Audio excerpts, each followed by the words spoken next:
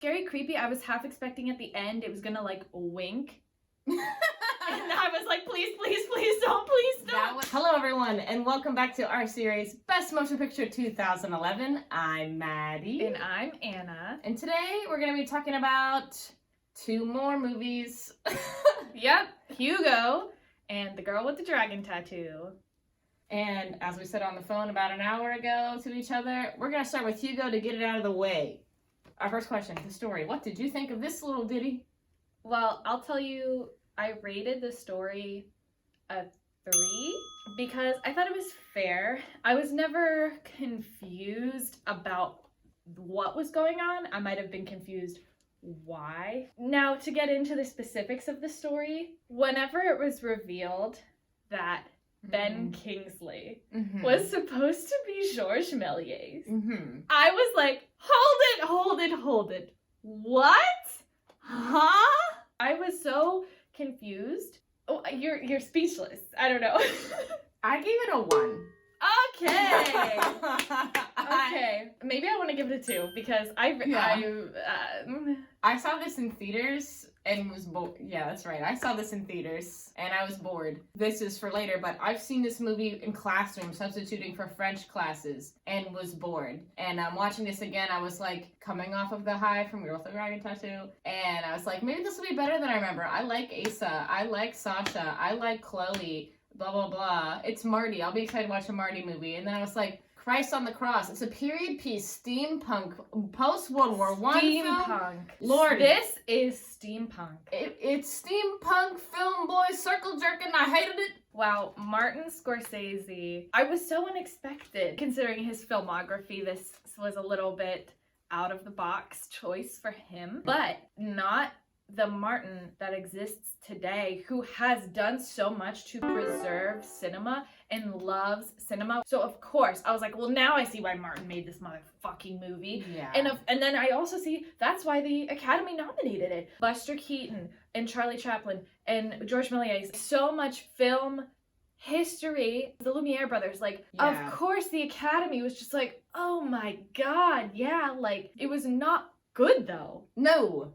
No. Is it based off a book? Sure. Because I was like, how based off the book is this? Did Martin add in all this film stuff? No, it is like, it's historical fiction. So like all of that part about George was true and then he made up. Yeah, Hugo. This whole other part. The in the book, it's like an automaton wrote and illustrated the book because it's not quite a graphic novel. It's not quite It's not quite a book. It's for children. It's so for children. Maybe if I was 10, but not when I was a teen 10 years ago, not now. My first note was not into it. Yeah, Jesus Christ. I wish I had my notes open, but like I think I only wrote like 8 lines. And the last time I noticed, this is so fucking boring. The biggest thing that annoyed me so much about the story is one of my favorite like fiction works is the series of unfortunate events, where once you get to the ending of the like series, you learn more like this is a weird like inverse frame story where the view in super close on the kids is actually showing you these tiny little pieces of what's going on with the adults. And this was like a similar vibe to that, but then I was like, actually, here's the whole thing. I was not engaged by when he's like, give me that book. It's my notebook. Why can't you give it to me? Yeah. Oh, the runtime was too long. Correct. Entirely too long. Fun fact about the runtime, Marty initially, he like cut 10 minutes because he went, this is already getting too long. We have to shave it down more. Thelma Shoemaker, his editor, should have been like, yeah, Marty, let's cut 25 more minutes minimum. Oh my god. I didn't understand why Isabel, I don't know why she couldn't watch movies if her grandfather was a pioneer of cinema. Like, that didn't make sense to me. I at one point I said, damn, why everybody hate this kid? Whenever Hugo was doing something, George was like, you can't know. What can't you know? Like, you're Georges Méliès? Like, is contrived the right word? I don't know. Definitely a poor story. I'm sorry to the author of the book and a little bit sorry to Marty, but it just did not come through. Yep. Moving on to the art of it. Yes. Yeah, extremely steampunk. Yeah. I gave the art a 3. The sets, like, I hate steampunk, but I think like it was really immersive and really detailed. The biggest losing points is this movie was like meant to be in 3D from inception to release. There was like no way to watch it in 3D. the aging of the effects of the steam everywhere and it taking place in a train station. It looked terrible. It looked terrible. I'm gonna give it a 2. You said the sets, but I'm like, there was hardly a set. This was like Marvel level CGI green screen to me, and it was not done well. When you're on a different planet in Infinity War, it's a little more rendered. This looked like Polar Express level animation CGI trains to me. The automaton, I hated it. I hated its creepy little face. Not that it had to be cute, but like if you're thinking of something with big black eyes, Baby Yoda perhaps, you know, that's cute. Automaton, nightmare fuel. Here's something I did love. Whenever they were doing a flashback, the picture they take at the beginning of that montage flashback sequence. Yeah. Marty is the photographer. Yes, I was like, oh, a little cameo. Basically, early filmmakers were like content creators. Yeah. And almost anyone could do it. And now it's like nepotism only. Oh, yeah. Yeah. It's really hard to do Yeah. and become successful and well known if you're not born into it or have really strong connections or just straight up money. Oh, I hated the nightmares because like there was one where he like became the automaton. Ooh, really the only performance I enjoyed was Sasha's. Yes. And I really liked whenever he, I don't want to say grew a heart, but whenever he started flirting with Emily Mortimer and he was like, my smile. Like, wow, what do you want? I want to make a mouth. I don't want to say if the best part of Sacha Baron Cohen is that a good movie. He's supposed to be the villain. The phone calls he did. I wonder if that was scripted. I'm also like, that mustache. When he showed up with a mustache and a blue outfit, I was like, I am a double barrel, the thing of the... Oh, I said Asa was doing some real nostril acting. There were so many times his little nostrils flared so hard. I was like, okay, dude. Jude Law in his one scene in this compared to Contagion. Very different roles, showing range. You know, he's got something, that boy. He does. He does. Yes. I agree. He was in another movie we already covered. If you saw the 2011-ness. Yeah. What'd you give it? 3.5. That is very fair. I give it a 3. Dare I even say a 4 would have been fair because this was marketed. It didn't matter that it had a huge box office loss. People heard about this movie even if they didn't go see it. It was a huge critical success. Queso Prisa, $100 million loss because like 3D was great googly moogly. Which, oh my god, why did I continue to try and talk through that? Which they were like bigger margin than we thought for the loss. The funniest thing that I saw a critic say about this movie, I still think that this is going to be a masterpiece people talk about for the next 20 years. Lies? What? Who the fuck said that? It was a California newspaper, which right there, but like, holy moly, funny to me. Bitch, I hope we're the last people that ever talk about this movie. So far in this series, if we're gonna rewatch something and go back to it, especially with our children, it's gonna be Warhorse! If my kid ever watches Hugo, they're on the streets. Like, they're gonna be Hugo. Yeah, this weekend I went out of town. At one point, there was something I saw in one of the bedrooms that I was like, oh my gosh, has anyone seen Girl with the Dragon Tattoo? And like a couple people were like, yeah. And I was like, and just an unrelated question, has anyone else seen Hugo in here? And everyone was like, do you mean that movie about the German guy that Sacha Baron Cohen is? Bruno.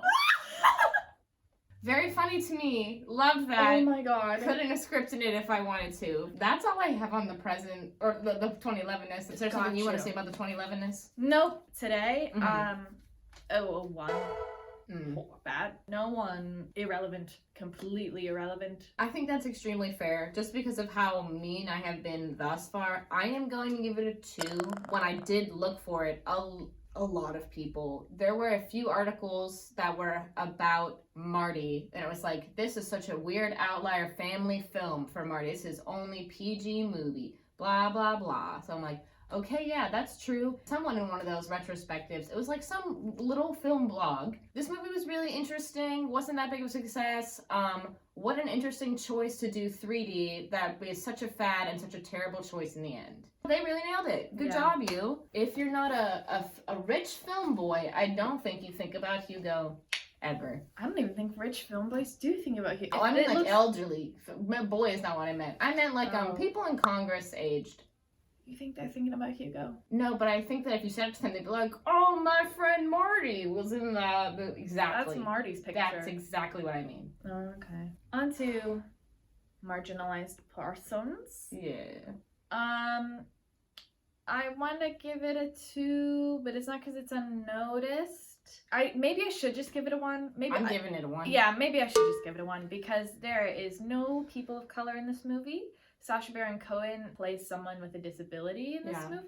A physical disability, I'll say. There's absolutely no gay stuff either. No, there's literally nothing to show anything about it. I think that's one of the biggest problems with why this movie is so highly praised. That same group of people that we were just talking about, like, they don't care about marginalized persons, which is why we talk about it on this series. It's like, we want to see movies that show what the rest of the world looks like. We want to see movies with people of color. We want to see movies with people like us. We want to see movies with people with physical disabilities, cognitive disabilities, emotional trauma. We want to see that shit. Well, I don't want to see the things that cause them emotional trauma. Right, and also, if they have disabilities, it'd be lovely to be portrayed by someone who has that disability, physical, cognitive, whichever the case may be. It's not just, put it in a movie and then Sacha Baron Cohen plays it. No, let's get someone who has a limb difference, who was injured, amputated, whatever. And he's a fictional character. It's not like James playing Aaron Ralston, you know? Yes. The only other thing to argue against our point, I'll say, is it is France, where I have heard you can be any religion you want as long as it's Catholic, and you can look like whatever you want. But I don't know what France is like necessarily today in 2022 for all the French viewers out there. It's a fictional story, and they're fictional characters. Sure, it was the 1930s in France, but you can't tell me that there weren't people of color. Even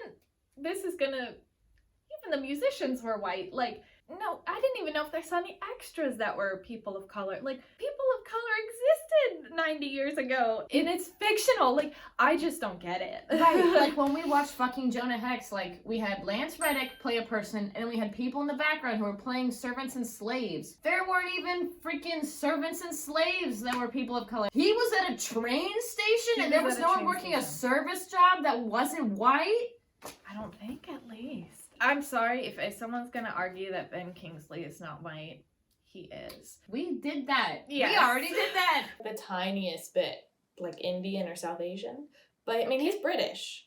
It's fictional. It's France. It's whatever. None of these people. It wasn't a French director. It wasn't a French writer. It wasn't a French cast. I know there are American and English actors of color that also could have popped into the different. Well, it's infuriating. Let's leave it at a 1. Our last thing is Manson family disclosure. Manson family disclosure. I'm gonna say no.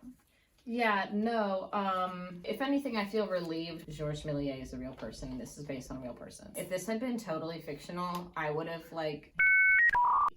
But maybe this is a Manson family disclosure. I did not know or realize that he did fall into, I don't want to say irrelevancy, and did sell and destroy his own shit, and then opened a toy shop with almost nothing. I found that so crazy and interesting because Trip to the Moon is so iconic. Probably even high school film class. Every single film class shows a trip to the moon. Right, and that's also crazy that we wouldn't have been able to see that until 1993 when they discovered a lost copy of it.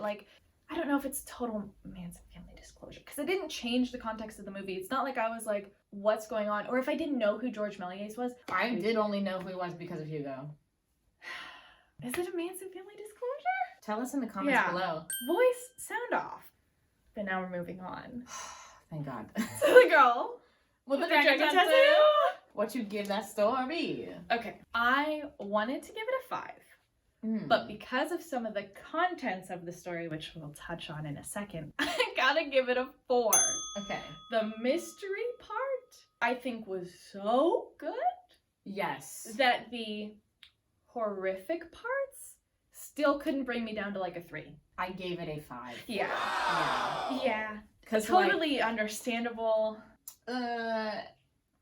As someone who has experienced some of the stuff Elizabeth has gone through, I just had to cover that screen for a little bit, or just like, look away and wait. I don't know what it looks like when it happens, but like it didn't have to be so gratuitous from what I thought it was going to be. Is it gratuitous? It's pretty gratuitous. Okay. Like, Jay and I watched it together, and we were both really, really, really extremely uncomfortable because as someone who's not experienced assault to that degree, it was still like, holy fucking shit. Why the fuck would you show this?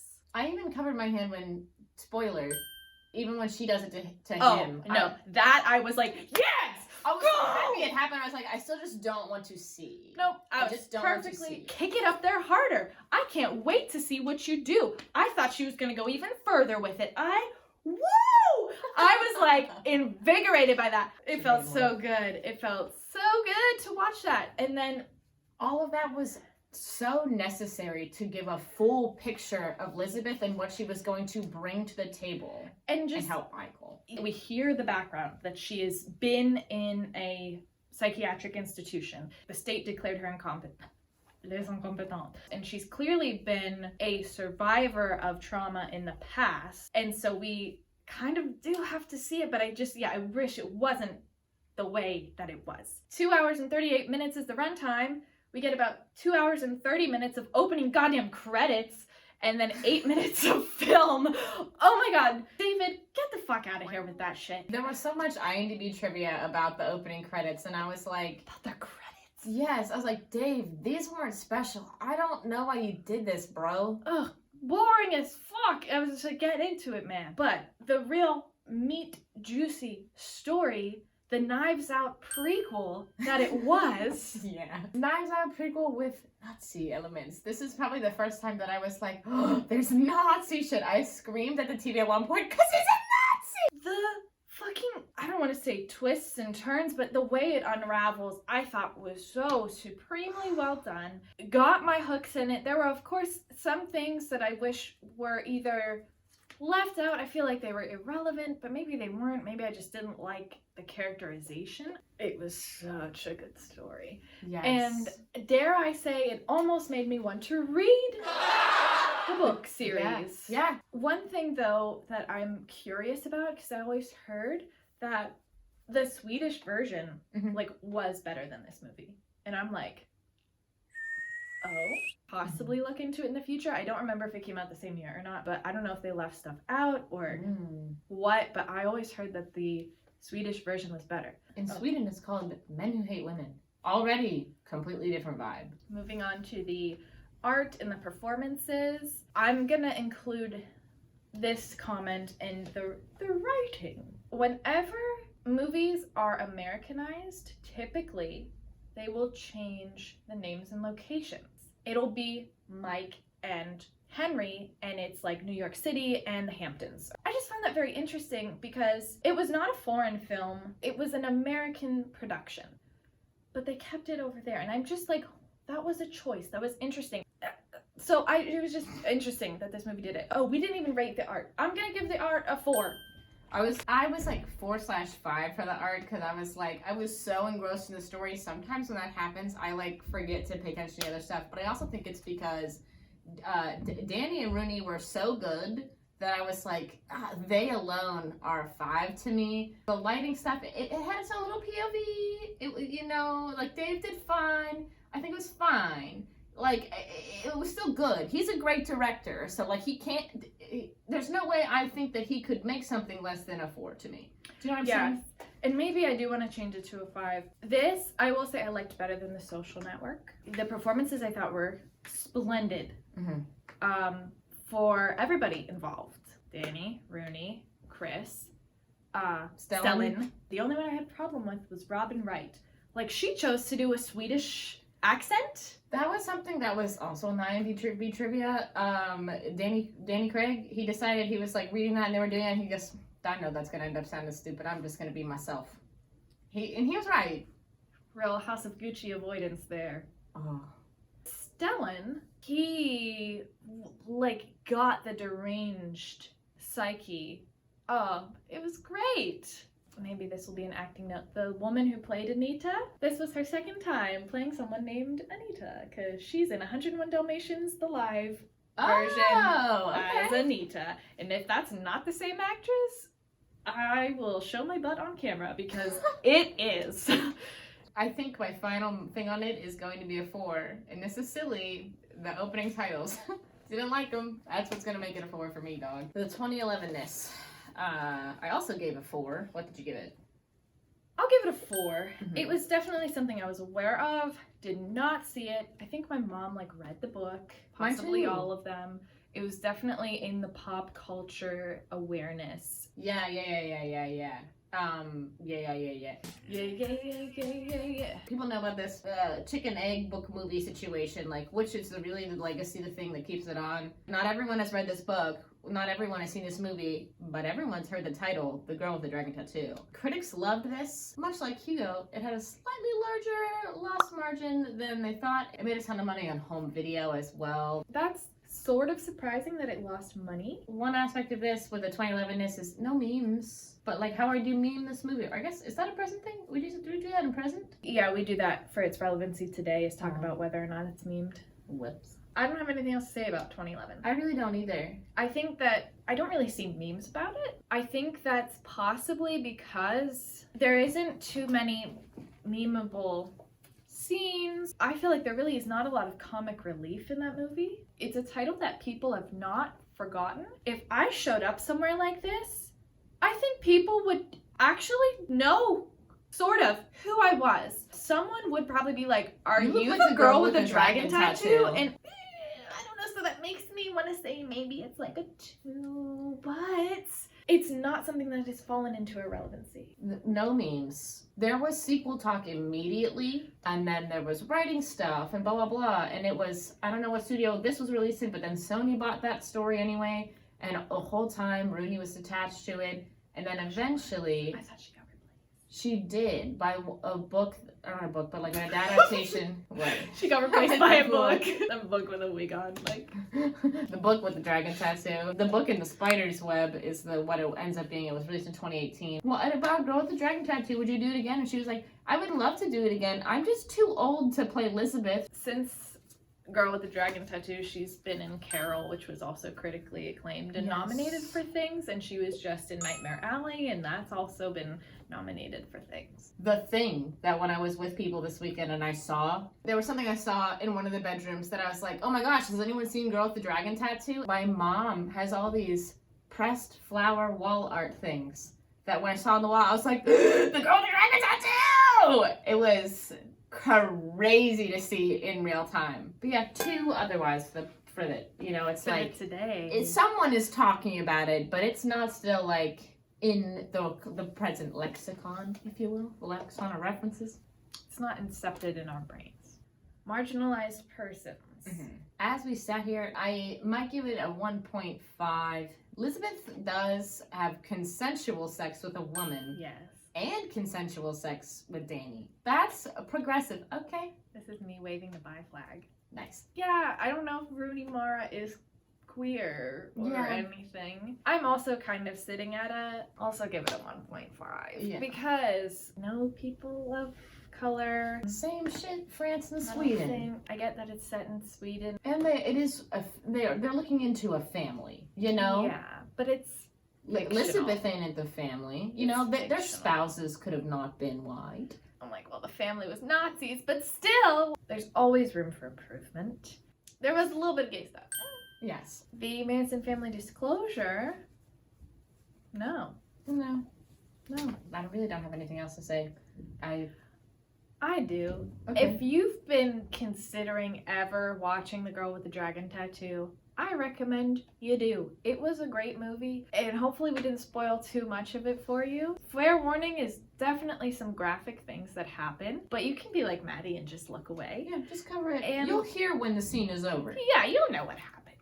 A very good mystery, so I would recommend it. I gotta say it, this was not nominated for Best Picture. And Hugo was. So that. Suck on those. That's the whole point of our series. And if you liked this episode, give it a big thumbs up, dude. And be sure to check out our next episode where we discuss Midnight in Paris And Crazy Stupid Love. Share this video with a friend and say Knives Knives Outception. Outception. Bye. I don't love Nazis. This was so great. I don't think anyone loves Nazis. Well, you'd be surprised now. But what a great little thing for me Yeah. to say out of context. But I was like, oh my god.